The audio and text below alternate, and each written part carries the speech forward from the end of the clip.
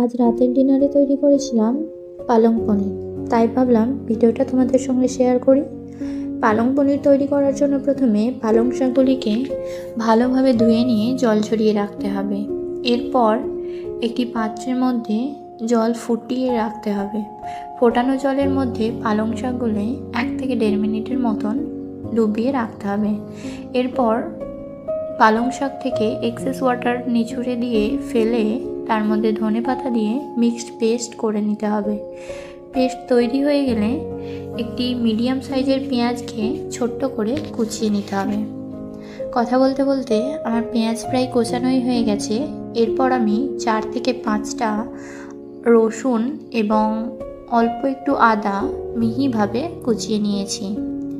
এরপর কড়াইয়ের মধ্যে 2 টেবিল চামচ সয়াবিন তেল দিয়ে তার মধ্যে 2 টেবিল চামচ বাটার অ্যাড করে নিয়েছি। এরপর দিতে হবে গোটা জিরে। গোটা জিরেটি লাল হয়ে এলে তার মধ্যে কুচিয়ে রাখা রসুনটি দিয়ে ভালোভাবে নাড়িয়ে চাড়িয়ে কুচিয়ে রাখা আদাটি দিয়ে একটু লালচে করে নিচ্ছি। লালচে হয়ে এলে দিয়ে দেব পেঁয়াজ কোচানো।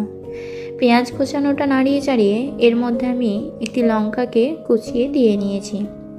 এটিকে ভালোভাবে নাড়িয়ে লালচে কালার নিয়ে আসতে হবে।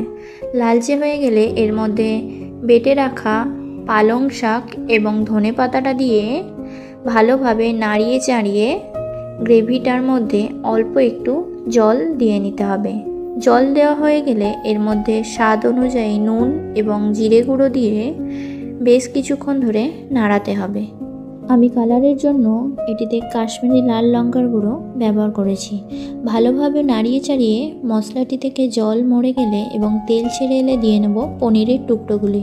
ভালোভাবে এটিকে নাড়িয়ে এর মধ্যে অল্প একটু জল দিয়ে নিয়েছি ফ্রেশ ক্রিম। তোমাদের কাছে যদি ফ্রেশ ক্রিম না থাকে তাহলে তোমরা ফুটিয়ে রাখা দুধের সরটিকে তুলে নিয়ে ভালোভাবে ফেটিয়ে ওটিকেও ফ্রেশ ক্রিম হিসেবে ব্যবহার করতে পারো। এবং ওপর থেকে ছড়িয়ে দিয়েছি মেথি পাতার গুঁড়ো। দেখুন আমার তৈরি হয়ে গেছে পালং পনির। আপনাদের যদি ভিডিওটি পছন্দ হয়ে থাকে তাহলে আমার ভিডিওতে লাইক, নিজের লোকেদের সঙ্গে শেয়ার করবেন। আর যদি কেউ এয়ার শ্যালো লাইফস্টাইলে নতুন হয়ে থাকেন চ্যানেলটি সাবস্ক্রাইব করবেন। Thank you.